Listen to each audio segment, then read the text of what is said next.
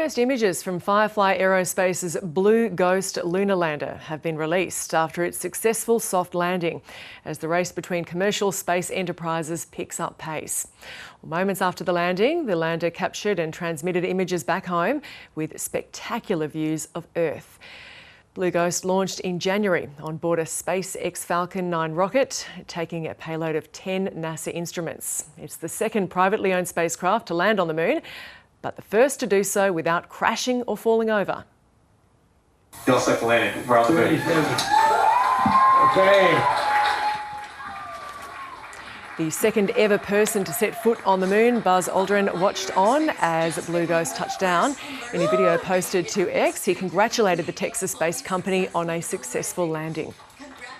Firefly's successful soft landing is part of NASA's Commercial Lunar Payload Services program, or CLPS, which enables private American companies to carry out missions taking crucial NASA payloads to the moon. Its goals are to reduce the agency's operational costs and accelerate NASA's Artemis program.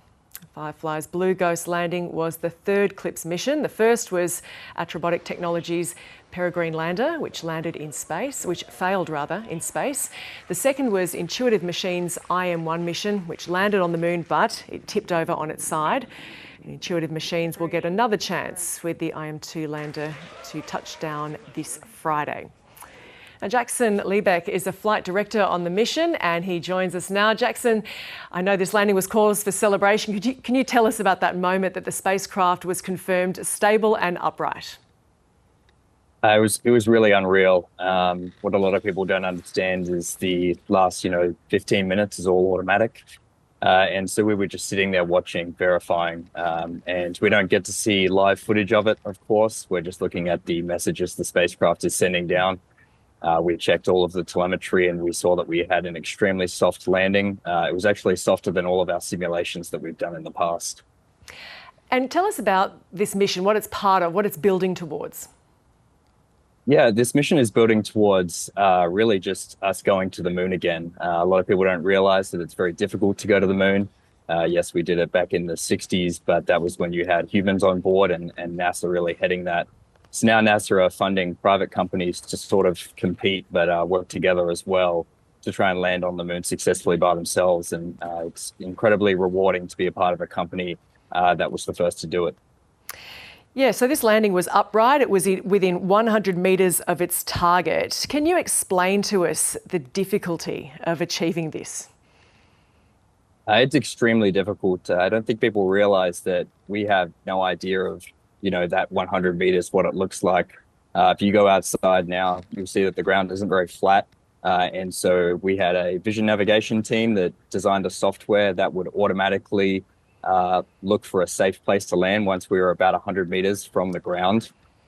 And then it picked a safe spot and we touched down softly. The photos that we have of the satellites orbiting the moon and taking photos, their resolution doesn't go to that depth. And so we really have no idea. We can predict that this is a relatively flat, safe place to land, but you could have a rock or a boulder, half the size of me that's sitting in the way, and you just don't know it.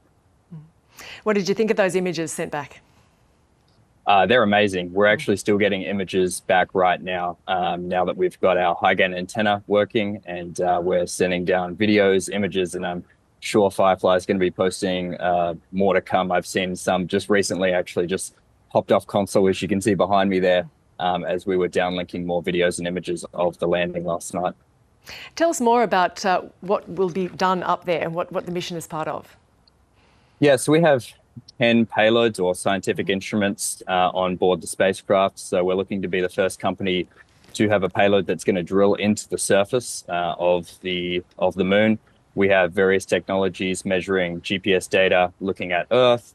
We have a technology that's trying to mitigate dust on the lunar surface, which is known to be quite annoying. And then we have a lot of imagery cameras on board that we're going to be taking images of and verifying in the next 14 days of Lunar Day.